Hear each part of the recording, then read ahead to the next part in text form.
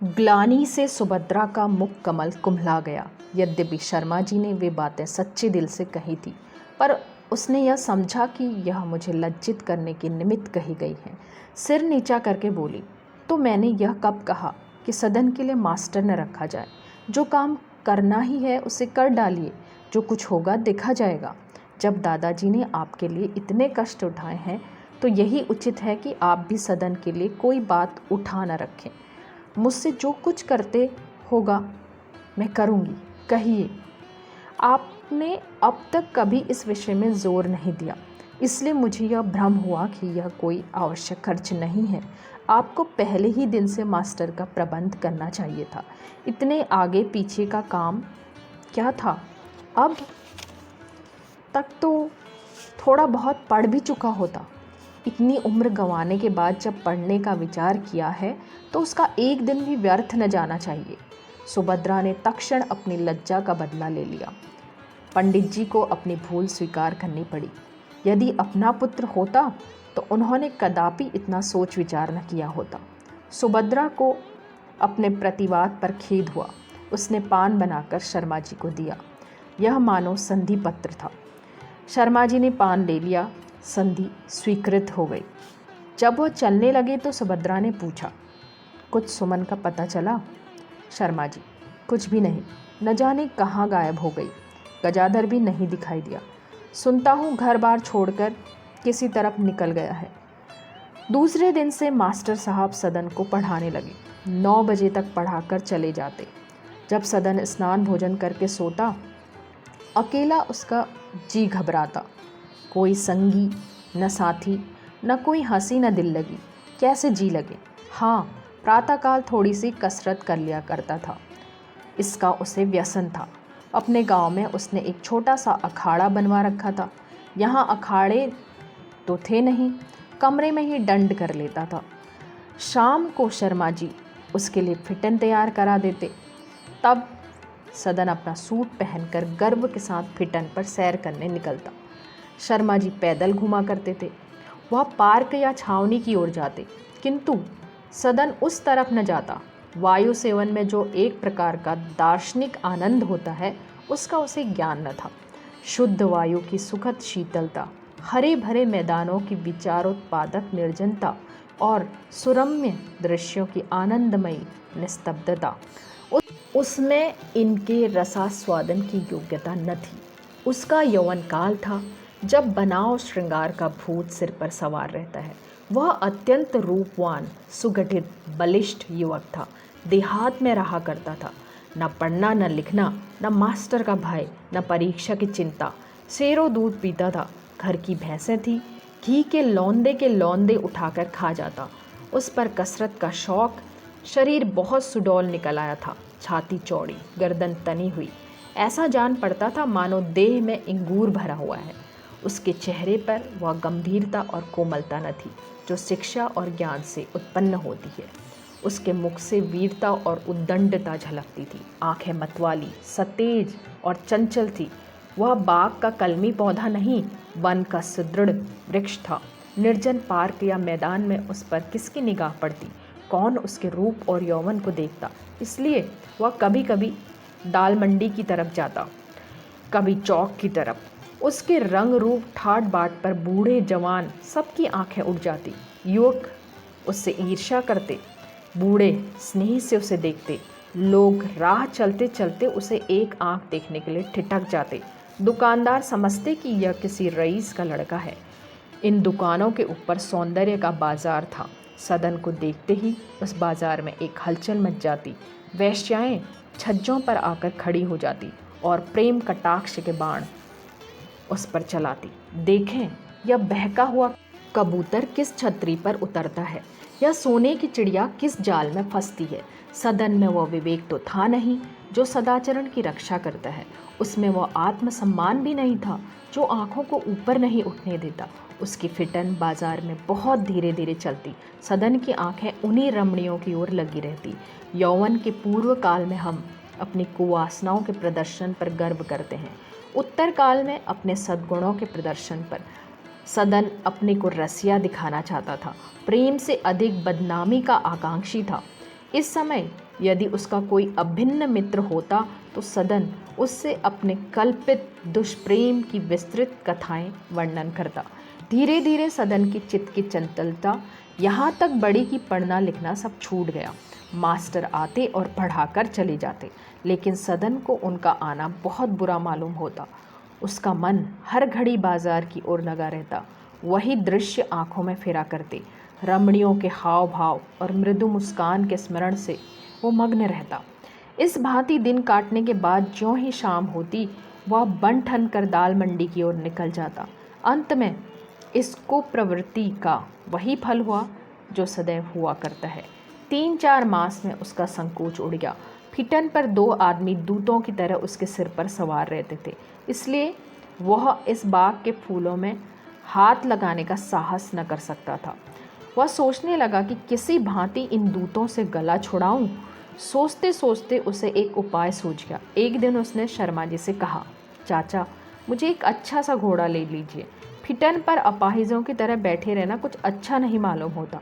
घोड़े पर सवार होने से कसरत भी हो जाएगी और मुझे सवारी का भी अभ्यास हो जाएगा। जिस दिन से सुमन गई थी, शर्मा जी कुछ चिंतातुर रहा करते थे। मुवक्किल लोग कहते कि आजकल उन्हें न जाने क्या हो गया है, बात बात पर झुंझला जाते हैं। हमारी बात ही न सुनेंगे तो बहस क्या करेंगे। जब हमको मेहनताना देना है तो क्या यही एक वकील हैं, गली गली तो मारे फिरते हैं। इससे शर्मा जी की आमदनी दिन पर दिन कम होती जाती थी। यह प्रस्ताव सुनकर चिंतित स्वर में बोले, अगर इसी घोड़े पर जीन खिंचा लो तो कैसा हो? 2-4 दिन में निकल जाएगा। सदन, जी नहीं, बहुत दुर्बल है, सवारी में न ठहरेगा। कोई चाल भी तो नहीं, न कदम न सरपट। कचहरी से थका मांदा आएगा तो क्या चलेगा? शर्मा जी, अच्छा, तलाश करूँगा, कोई जानवर मिला तो ले लूँगा। शर्मा जी ने चाहा कि इस तरह बात टाल दो। मामूली घोड़ा भी 250-300 से कम का न था। उस पर कम से कम 25 रुपये मासिक खर्च अलग। इस समय वह इतना खर्च उठाने में समर्थ न थे, किंतु सदन कम मानने वाला था। नित्य प्रति उनसे तकाजा करता, यहाँ तक कि दिन में कई बार टोकने की नौबत आ पहुँची। शर्मा जी उसकी सूरत देखकर ही सूख जाते। यदि उससे अपनी आर्थिक दशा साफ साफ कह देते तो सदन चुप हो जाता, लेकिन अपनी चिंताओं में राम कहानी सुनाकर वह उसे कष्ट में नहीं डालना चाहते थे। सदन ने अपने दोनों साइसों से कह रखा था कि कहीं घोड़ा बिकाऊ हो तो हमें कहना। साइसों ने दलाली के लोभ से दत्चित्त होकर तलाश की। घोड़ा मिल गया। डिग्वी नाम के एक साहब विलायत जा रहे थे, उनका घोड़ा बिकने वाला था। सदन खुद गया, घोड़े को देखा, उस पर सवार हुआ, चाल देखी, मोहित हो गया। शर्मा जी से आकर कहा, चलिए घोड़ा देख लीजिए, मुझे बहुत पसंद है। शर्मा जी को अब भागने का कोई रास्ता न रहा। जाकर घोड़े को देखा, डिग्वी साहब से मिले, दाम पूछे। उन्होंने 400 रुपये मांगे, उसमें कौड़ी कम नहीं। अब इतने रुपये कहाँ से आए? घर में अगर 100-200 रुपये होंगे भी तो सुभद्रा के पास होंगे, और सुभद्रा से इस विषय में शर्मा जी की कोई सहानुभूति की आशा थी नहीं। उपकारी बैंक के मैनेजर बाबू चारूचंद्र से उनकी मित्रता थी, उनसे उधार लेने का विचार किया, लेकिन आज तक शर्मा जी को ऋण मांगने का अवसर नहीं पड़ा था। बार बार इरादा करते और फिर हिम्मत हार जाते। कहीं वह इनकार कर गए तब? इस इनकार का भीषण भय उन्हें सता रहा था। वह यह बिल्कुल न जानते थे कि लोग कैसे महाजन पर अपना विश्वास जमा लेते हैं। कई बार कलम दवात लेकर रुक्का लिखने बैठे, किंतु लिखें क्या, यह न सूझा। इसी बीच में सदन डिग्वी साहब के यहाँ से घोड़ा ले आया। जीन साज का मूल्य 50 रुपये और हो गया। दूसरे दिन रुपये चुका देने का वादा हुआ। केवल रात भर की मोहलत थी। प्रातःकाल रुपये देना परमावश्यक था। शर्मा जी की हैसियत के आदमी के लिए इतने रुपये का प्रबंध करना कोई मुश्किल न था, किंतु उन्हें चारों ओर अंधकार दिखाई देता था। उन्हें आज अपनी शूद्रता का ज्ञान हुआ। जो मनुष्य कभी पहाड़ पर नहीं चढ़ा है, उसका सिर एक छोटे से टीले पर भी चक्कर खाने लगता है। इस दुरावस्था में सुभद्रा के सिवा उन्हें कोई अवलंब न सूझा। उन्होंने रोनी सूरत बनाई थी। सुभद्रा ने देखी तो पूछा, आप इतने उदास क्यों हैं? जी तो अच्छा है। शर्मा जी ने सिर झुकाकर उत्तर दिया, हाँ जी तो अच्छा है। सुभद्रा, तो चेहरा क्यों उतरा है? शर्मा जी, क्या बताऊं, कुछ कहा नहीं जाता। सदन के मारे हैरान हूँ।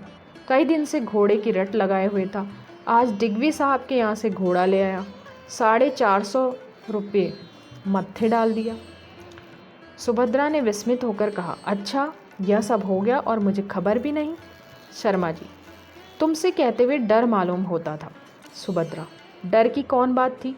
क्या मैं सदन की दुश्मन हूँ जो जल भुन जाती? उसके खेलने खाने के क्या और दिन आएंगे? कौन बड़ा खर्च है? तुम्हें ईश्वर कुशल से रखे। ऐसे 400-500 रुपये कहाँ आएंगे और कहाँ जाएंगे? लड़के का मन तो रह जाएगा। उसी भाई का तो बेटा है जिसने आपको पाल पोस कर आज इस योग्य बनाया है। शर्मा जी इस व्यंग के लिए तैयार न थे, इसलिए उन्होंने सदन की शिकायत करके यह बात छेड़ी थी। किंतु वास्तव में उन्हें सदन का यह व्यसन दुखजनक नहीं मालूम होता था जितनी अपनी दारुण धनहीनता। सुभद्रा की सहानुभूति प्राप्त करने के लिए उसके हृदय में बैठना जरूरी था। बोले, चाहे जो कुछ हो, मुझे तो तुमसे कहते हुए डर लगता था। मन की बात कहता हूँ, लड़कों का खाना खेलना सबको अच्छा लगता है, पर घर में पूंजी हो तब। दिन भर से इसी फिक्र में पड़ा हुआ हूँ, कुछ बुद्धि काम नहीं करती। सवेरे डिग्वी साहब का आदमी आएगा, उसे क्या उत्तर दूंगा? बीमार भी पड़ जाता तो एक बहाना मिल जाता। सुभद्रा, तो यह कौन मुश्किल बात है? सवेरे चादर ओढ़कर लेट रहिएगा, मैं कह दूंगी आज तबीयत अच्छी नहीं है।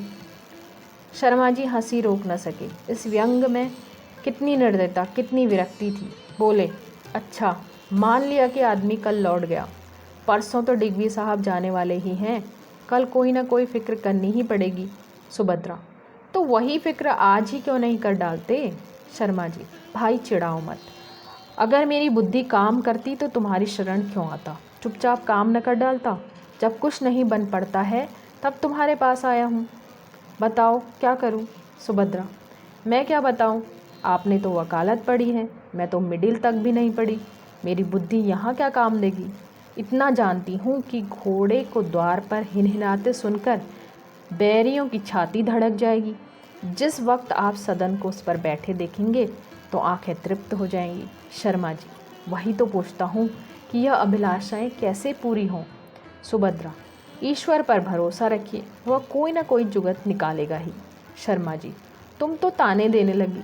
सुभद्रा, इसके सिवा मेरे पास और है ही क्या? अगर आप समझते हो कि मेरे पास रुपये होंगे तो यह आपकी भूल है। मुझे हेर फेर करना नहीं आता। संदूक की चाबी लीजिए, 100-125 रुपये पड़े हुए हैं, निकाल ले जाइए। बाकी के लिए और कोई फिक्र कीजिए। आपके कितने ही मित्र हैं, क्या 200-400 रुपये का प्रबंध नहीं कर देंगे? यद्यपि पद्म सिंह यही उत्तर पाने की आशा रखते थे, पर इसे कानों से सुनकर वह अधीर हो गए। गांठ जरा भी हल्की न पड़ी। चुपचाप आकाश की ओर ताकने लगे, जैसे कोई अथाह जल में बहा जाता हो। सुभद्रा संदूक की चाबी देने को तैयार तो थी, लेकिन संदूक में 100 रुपये की जगह पूरे 500 रुपये बटुए में रखे हुए थे। यह सुभद्रा की 2 साल की कमाई थी। इन रुपयों से वो कुछ खरीदना चाहती थी और इनको देखकर फूली न समाती थी। कभी सोचती अब कि घर चलूँगी तो भाभी के लिए अच्छा सा कंगन लेती चलूँगी और गांव की सब कन्याओं के लिए एक एक साड़ी। कभी सोचती यही कोई काम पड़ जाए और शर्मा जी रुपये के लिए परेशान हो तो मैं चट निकाल कर दे दूँगी। वह कैसे प्रसन्न होंगे, चकित हो जाएंगे। साधारणतः युवतियों के हृदय में ऐसे ही उदार भाव नहीं उठा करते। वह अपने रुपये जमा करती हैं अपने गहनों के लिए। लेकिन सुभद्रा बड़े धनी घर की बेटी थी, गहनों से मन भरा हुआ था, उसे रुपयों का ज़रा भी लोभ न था। हाँ, एक ऐसे अनावश्यक कार्य के लिए उन्हें निकालने में कष्ट होता था, पर पंडित जी की रोनी सूरत देखकर उसे दया आ गई। बोली, आपने बैठे बिठाए यह चिंता अपने सिर ले ली। सीधी सी तो बात थी, कह देते भाई रुपये नहीं हैं, तब तक किसी तरह काम चलाओ। इस तरह मन बढ़ाना कोई अच्छी बात तो नहीं। आज घोड़े की जिद है, कल मोटर कार की धुन होगी, तब क्या कीजिएगा? माना कि दादाजी ने आपके साथ बड़े अच्छे सलूक किए हैं, लेकिन सब काम अपने हैसियत देखकर ही किए जाते हैं। दादाजी यह सुनकर आपसे खुश न होंगे। यह कहकर वह झमक कर उठी और संदूक में से रुपयों की 5 पोटलियां निकाल कर लाई। खेद और लज्जा का रंग प्रकट हुआ। इन रुपयों में हाथ लगाना उन्हें अति अनुचित प्रतीत हुआ। सोचने लगे, मालूम नहीं सुभद्रा ने किस नियत से यह रुपये बचाए थे, मालूम नहीं इनके लिए कौन कौन से कष्ट सहे थे। सुभद्रा ने पूछे, सैंत का धन पाकर भी प्रसन्न नहीं हुए? शर्मा जी ने अनुग्रहपूर्ण दृष्टि से देखकर कहा, क्या प्रसन्न हूँ, तुमने नाहक यह रुपये निकाले। मैं जाता हूँ, घोड़े को लौटा देता हूँ। कह दूंगा सितारा पेशानी है या और कोई दोष लगा दूंगा। सदन को बुरा लगेगा, इसके लिए क्या करूं? यदि रुपये देने से पहले सुभद्रा को यह प्रस्ताव किया होता तो शर्मा जी बिगड़ जाते, इसे सज्जनता के विरुद्ध समझते और सुभद्रा को आड़े हाथ लेते। पर इस समय सुभद्रा के आत्मोत्सर्ग ने उन्हें वशीभूत कर लिया था। समस्या यह थी कि घर में सज्जनता दिखाएं या बाहर। उन्होंने निश्चय किया घर में इसकी आवश्यकता है, किंतु हम बाहर वालों की दृष्टि में मान मर्यादा बनाए रखने के लिए घर वालों की कब परवाह करते हैं। सुभद्रा विस्मित होकर बोली, यह क्या, इतनी जल्दी काया पलट हो गई? जानवर लेकर इसे लौटा दोगे तो क्या बात रह जाएगी? यदि डिग्वी साहब फिर भी लें तो यह इनके साथ कितना अन्याय है। वह बेचारे विलायत जाने के लिए तैयार बैठे हैं, उन्हें यह बात कितनी अखरेगी। नहीं, यह छोटी सी बात है, रुपये ले जाइए, दे दीजिए।